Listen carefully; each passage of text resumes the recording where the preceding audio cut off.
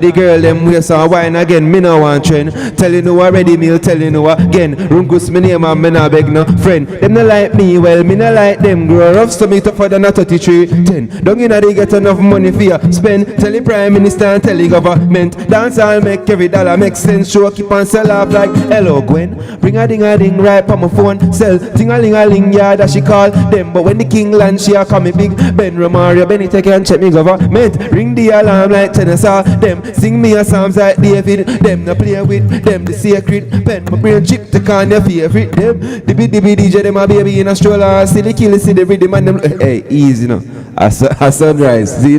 Jamaica, make we do the right thing. Make we live good today for a better tomorrow. Talk it out, don't fight it out. The time by the Ministry of National Security is 6:30.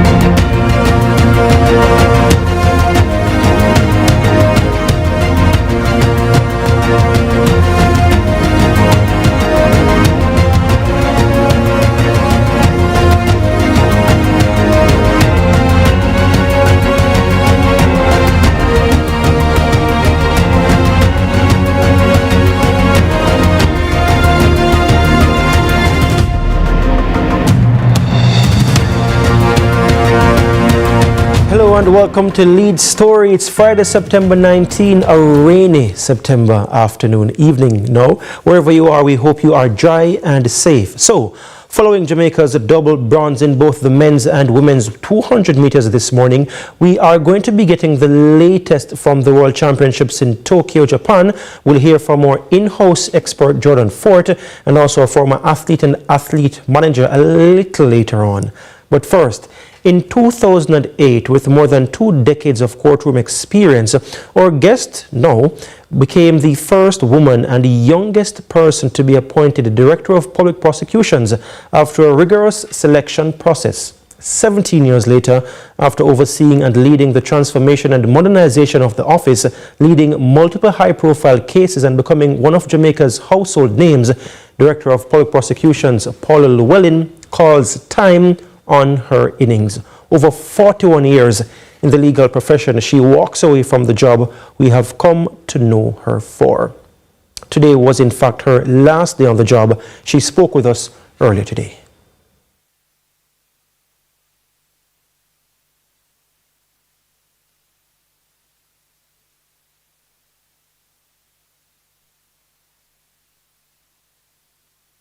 Been broke.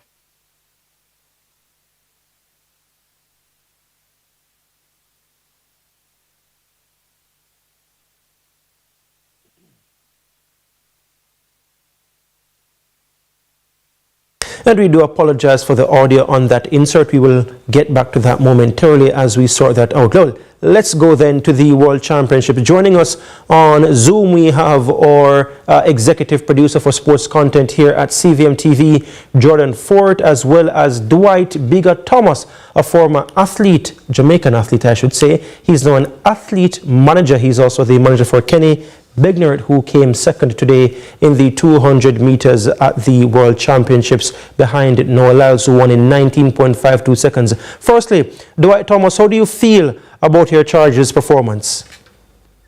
I mean, it was a great race. I mean, if you look at the 200 meter finals here, it's the fastest 200 meter probably in history, you know, outside of Bolt performance and Johan Blake performance in Brussels. I remember in 2011 where he ran 19.2 and both were a record. Yesterday we saw someone ran 19.6 seconds and wasn't on the podium, and he's the Olympic champion, Leslie Tobogo. So yesterday's race probably was the most exciting race and probably the fastest 200 meter in terms of the performance of the eight just athletes. For clarity for my listeners, when you hear Dwight saying yesterday's race, it was this morning Jamaica time. Just for clarity, Yeah. talking Tokyo time, they're like, oh, like 12 hours ahead or more. So yeah, just for clarity. Yes. Just for clarity, yes, I am in Tokyo, Japan, so it's 8:34 here, so you guys are behind. So I'm a little bit in the future. So yes, as I was saying, the performance yesterday, but Kenny Begnert ran his best race. I probably think that's one of his best races in terms of running the straightaway. It was a fantastic race by Noah Lyles. He also showed in the semifinals that he was capable of winning. And we know Noah is a predominantly dominant sprinter in the straightaway, you know. I have to give a lot of credit to Lavelle. He ran a fantastic turn. I think we saw the data came out and he ran 10.03 on the turn. Kenny Berry ran 10.09. So Lavelle was off the turn in front, and Noah Lyles came back and ran 10. And I wanted to get a comment from Jordan Fort on that. Jordan Fort, just to bring you near, 19.64, a personal best in the final from Brian Lavelle. We couldn't ask for any much more from him, could we? Well, I mean, I probably differ from that statement a little bit, because I think based on what we saw in the first and second rounds, he is probably in better shape than 1964. Now, obviously, I know it's a personal best, but his previous personal best was 1969. But just based on how he ran those first two rounds, especially that first round heat, I ran 19.8 and then came back and ran 1978 in the semi-final, looking absolutely unbothered, like he didn't even get out of second gear. I think he's actually in better shape than 1964. Then again, all the things that come with a major global championship final, and you know, the tension, the bit of anxiety and nerves and the pressure, obviously, because Noah Lyles now is a 4-time consecutive 200-meter world champion, and so you have that, plus you have Kenny Bednarek, who was in phenomenal form, perhaps the shape of his life, heading into these championships, and obviously the Olympic champion in Letsile Teboho. So I'm definitely not going to say that you know, we should have, or we should be pressuring Lavelle for more than what he did, and he earned a bronze medal, so which is a fantastic achievement. But I do think he could have gone faster, though. Let's get a comment from you. Do you agree with that, Dwight Thomas? Because we're talking about a global championship final now, having done 2 previous rounds. That takes a lot out of any athlete. The 100 meters, let alone the 200 meters, they run them on separate days. To ask him for more than a personal best of 19.6 was not a slow time either in a final, his personal best. Do you agree with that he could have done more in the final? I mean, he had everything except the experience. He has everything except the experience. He has the training, he had the fitness, and he also showed that he was in phenomenal shape. But he does not have the experience of running against a Noah Lyles and a Kenny Bird, who have multiple medals in terms of gold and silver medal between those two athletes. So I think that was the only thing that's missing. As Jordan says, you know, the anxiety. Listen, I experienced it. I remember I'm going on the line and I'm nervous, and there's nothing you can do to get it away. There's nothing. It's just there. You just have to deal with it in the moment. That's why I think Usain Bolt is one of the greatest sprinters, because he always rises to the occasion, no matter if he's in shape, out of shape, in his best shape of his life. So it's very tough to deal with the experience of running in such a tough finals. And you have to remember, as I said, this race is the fastest 200 meter in terms of the average times I've seen where someone ran 19.6 and did not get a medal. So I think he did his best. I don't think there's nothing else he could have done. And I think in the rounds, yes, he showed the capability of running faster. But 19.7 and 19.8, your body still has to recover from it. I don't care how easy you look doing it. You know, that showed that what happened to Ja'Cory Patterson in the 400 meter, running 43.9 in the first round. And it looked easy, but it affected him, I think, for the semi and the finals, and he missed out on a medal. But he came to this championship capable of winning, and now, you know, he leaving empty-handed. So the body will just be impacted no matter how fast it is, how easy you're running a fast time. Yes, it will affect you in the finals. And I think probably that's what happened. Yeah. So if Lavelle has a one race, we have Zurich in 2 weeks, we probably could see faster time. Yeah. And I think but that's what that ended, unfortunately. Yeah. I think that's where the thinking is, because if it's a one-off race, Jordan, certainly I think he could probably go 9.5 something. Given what we saw, because even Noah Lyles run 19.51 in his semifinal, and he was going full throttle in the final, and he ran 19.52. So something has to be said for the recovery time, Jordan. Mm-hmm. Yeah, certainly. And what I'm not saying that I necessarily would, as I said, would say that he should have gone faster. But in terms of the question of, do we think that he has the capability to go faster? Absolutely. I think he's shown it. As Dwight said, though, if this was a previous season when the World Championships didn't come as the absolute final meet of the year, and I think we had a couple of Diamond Leagues after this, I think we would have seen it from him. But as you say, I mean, it's really first time on this level, and so you obviously can't pressure an athlete too much of that with that. And clearly, this is a phenomenal achievement from Brian Lavelle. But what it does do is that it makes us super excited now about the future with people like Lavelle, putting that Jamaican touch back on the men's 200 meters, where we saw, we obviously saw Seville becoming the first champion since Bolt in 2015 at the World Championship level. Lavelle now has stepped into a kind of realm at the 200 level where he's going to be a force to be reckoned with, and I think he's going to wrestle that mantle away from Noah Lyles. Yeah. Let's talk then a little bit about the 200-meter women. Shericka Jackson, your thoughts on her performance? She came third today behind the double sprint champion Melissa Jefferson Wooden. She won the 100 meters earlier in the championships, and now she doubled with the 200 meters today. Your thoughts on Shericka Jackson's performance? Let's stay with you, Jordan.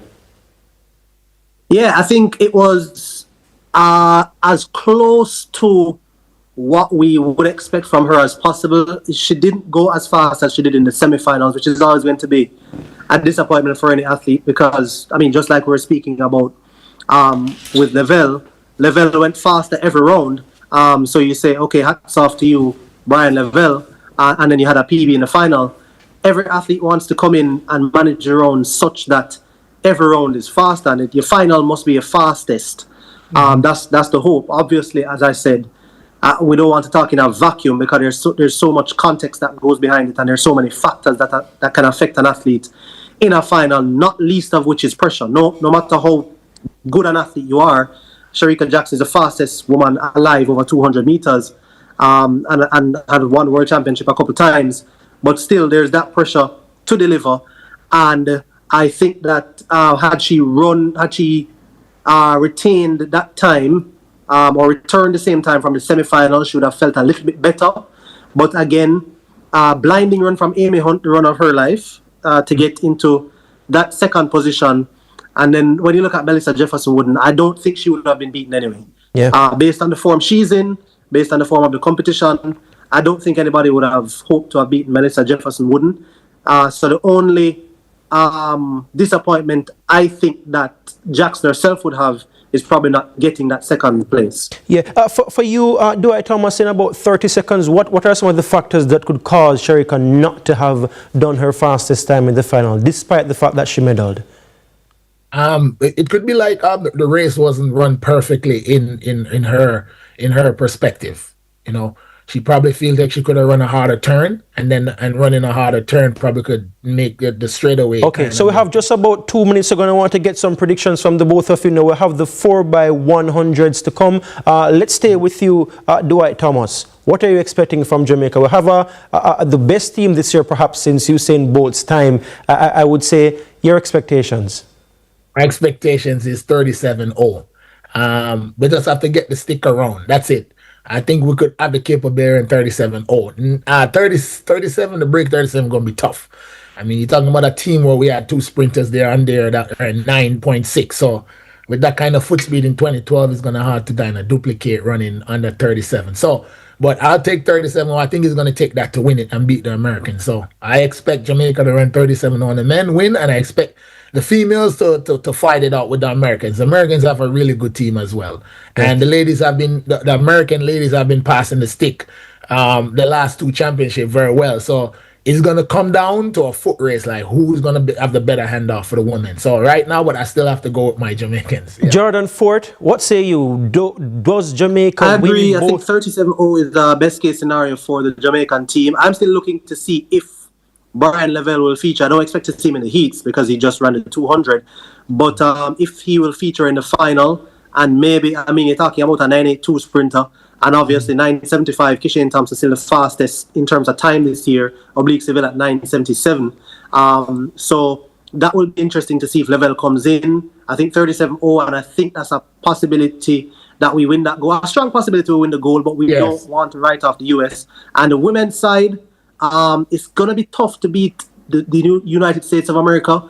But the twins, Tia and Tina Clayton, make that team a very, very strong team.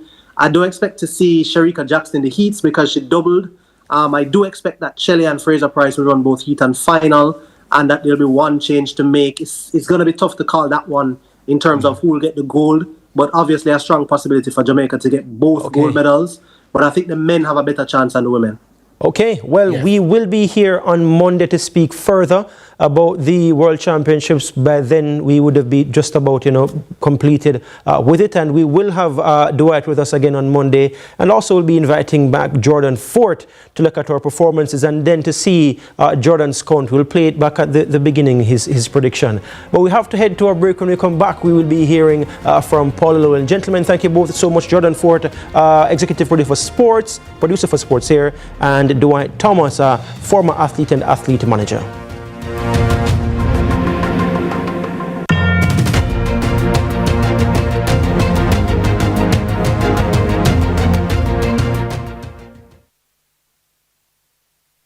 Millions of people are attacked by harmful mouth bacteria.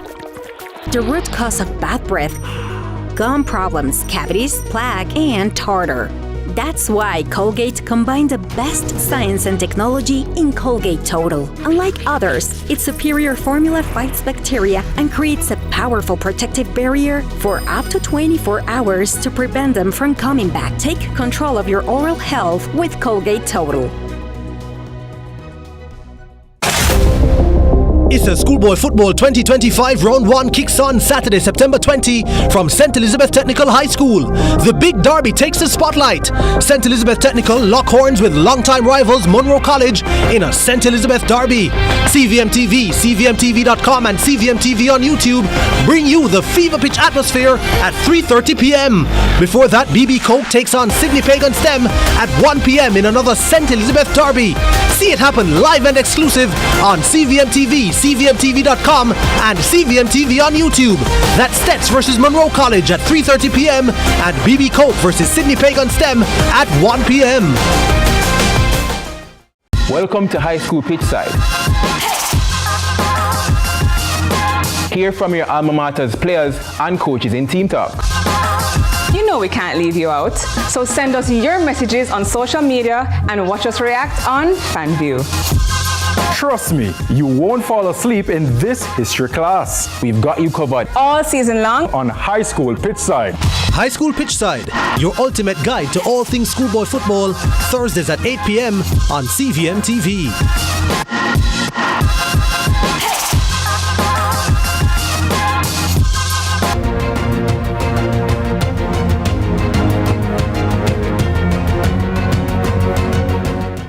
Let's go back then to our interview with the former Director of Public Prosecutions, Paula Llewellyn. She spoke with us today on her final day in office. Ms. Llewellyn, welcome. What has it been like going to work over the past month, knowing that you're coming to the end of this phase of your life? Well, I have every now and again been reflecting on the years that I have spent in the system. And with all the challenges that I recall, I have been able to tell my staff, who several of them will come to me to ask me how do I feel. I confirm to them that I am very proud and feel privileged that I got to live my passion, and that if I had it to do all over again, I would have chosen the same career path. You speak about a privilege to live your passion, and speaking at the opening of the Michaelmas term of the Home Circuit Court, you described it, in fact, as a privilege of your life. What do you mean by that? A lot of people work, and either they go or bounce from place to place to place, and at the end of the day, they will express dissatisfaction with where they have worked. Some find ultimate satisfaction, some never do. They end up working just to be able to pay the bills. I consider myself very privileged to have been able to spend the better part of my day living a passion, which was to prosecute and to give public service. To give service above self. Public service, you're always accessible to the public. Before you, the former DPP, Ken Pantry, he wasn't a media person, wasn't friendly. I've spoken to colleagues who said, boy, they just couldn't have access to the office. You are the exact opposite. Why? Why did you decide to do that? Well, to be fair to Mr. Pantry, I think it has to do with the particular culture of the times. In the same way that there was once a time when women would never have been recruited to work at the office of the DPP. And in fact, we have a picture in the conference room where you have all men in their wigs and their gowns. And these included people like Frank Phipps, Lloyd Barnett, who started as prosecutors. So going through the years up to Mr. Pantry's time, offices like the DPP, the Attorney General's Chambers, Chief Justice, were revered and looked at in a particular way by people within the system. So it was somewhat cloistered. So the whole issue of transparency and accountability has really evolved, I believe, through Mr. Pantry's time that you really had this emphasis on it. But luckily for me, perhaps given my age, I believe I was 47 when I became DPP, and perhaps being somebody who liked to consider herself to be a communicator, my vision of where the office needs to go in terms of transformation included making sure that we answer the clamor of the public for transparency and accountability. And as you speak about that, I want to live a little further in that right now. You also hinted at something I want to come to very shortly, being a woman in a male-dominated profession. But you started this practice of giving very detailed statements, explaining reasons for some of your decisions. Why did you think that was important? Because that is the only way, through the media, who would be the main transmitter to the public, that we could explain or validate the concerns of the public who couldn't understand why what they would think in the court of public opinion, why when one looked at the court of law, sometimes it did not align. And I believed that it would help to enhance the confidence of the public in the administration of justice. And certainly the people who were before you, some people as well were of the opinion that, boy, as we say in Jamaican terms, boy, you chat too much. Oh, yes. How do you respond to that? Oh, yes. I used to hear a little bit of that from, dare I say, the old timers. But as I indicated to you, it was a cultural thing. Because, let me be a little risky, we are coming from a time when, in terms of class and culture, when it comes to some of these entities, where the head of the entity, the highest ranking individual, was really regarded as a king. So, with that came certain privileges, and part of the privilege was to be able to be what I would say a cloistered virtue. And it was only if you feel like, if instinctively you thought you may want to do so, that you needed to look over your glasses and say, perhaps I may share, but if I don't share, it's neither here nor there, because I am king. Yeah. Do you regret changing that approach, or any time that you feel like, perhaps I was too accessible here? Or? No, not at all. And remember, I was a young DPP, and that was just part of my vision. And what I have recognized, not only was I educating the public, but I was educating the media, who hitherto with the greatest of respect, tended to take a very superficial look, approach, yeah. right, in the way that you looked at the justice system. For example? Well, you know, assumptions would be made, and then you would go to the defense counsel, and you would get their take on it. And usually we in the system would say, but that's nonsense. The law says A, B, C, D, E. But what would happen? Because everybody was always fixated on the defense, I found that it was the rare media practitioner outside of Barbara Gale, who lived in the courts, who would take a deep dive to try to themselves understand the system so that they can properly explain it in a holistic and a balanced way. When I started giving access to the office, to the media, then you found a balance coming in the reportage. And we are now in a situation where, especially in high public interest matters, the media now almost never takes a one-sided approach. If they get something from the defense, they always try to get the prosecutors and do you take and vice versa. Credit for that sort of change? I mean, coming from Yes. Barbara Gale, may her soul rest in peace, more Yes. than 40 years working at the Gleaner covering court reporting, just for Brilliant background for some of journalist. my Yes. viewers. Indeed, she is. But do you take credit for the change in that approach? I think I could. I mean, so many members of the media, not the media, yes, and members of the public who will come up to me every day, and they would say, Miss Llewellyn, I didn't expect to see you in the supermarket just like this here. I said, well, I'm a human being and I need to eat.